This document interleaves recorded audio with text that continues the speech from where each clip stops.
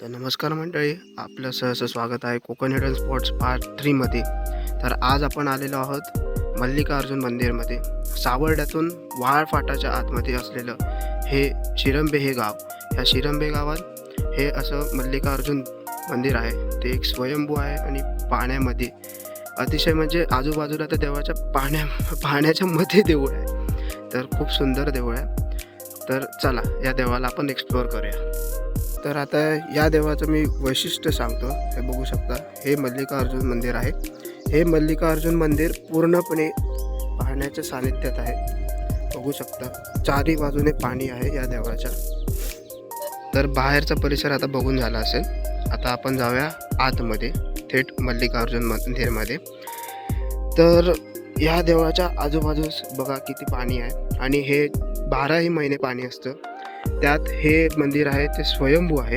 आता आपण मंदिराच्या आत आलेलो आहोत. तर बघू शकता, पूर्ण जुना काळाचं बांधकाम आहे.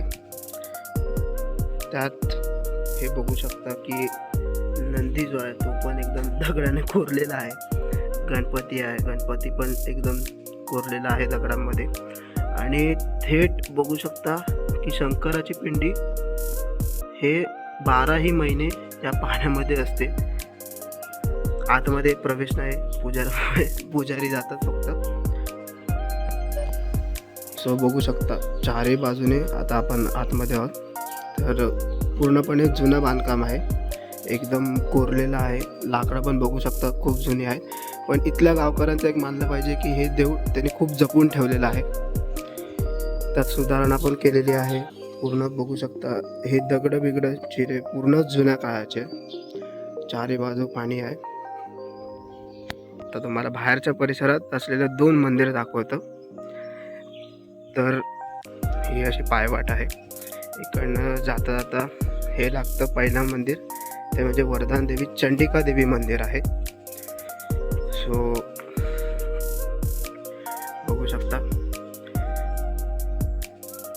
हे आहे चंडिका देवी मंदिर. आणि त्याच्याच बाजूला अजून एक चंडिका देवी मंदिर आहे. आता या गोष्टीचं असं सांगू नाही शकत. हे बघा, इथे होम बिम लावला जातो.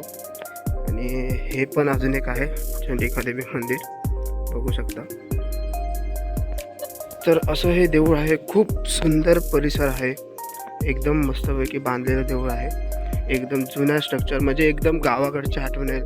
आणि खूप जुन्या काळातलं देऊळ आहे, अद्यापपर्यंत टिकलेलं आहे मस्तपैकी. आणि बघू शकता पूर्ण गोल फिरून दाखवतो. ही 2 देवळं झाली चंडिका देवीची, हे आजूबाजूचा परिसर. आणि हे म्हणजे आपलं मेन मल्लिकार्जुन देव. तर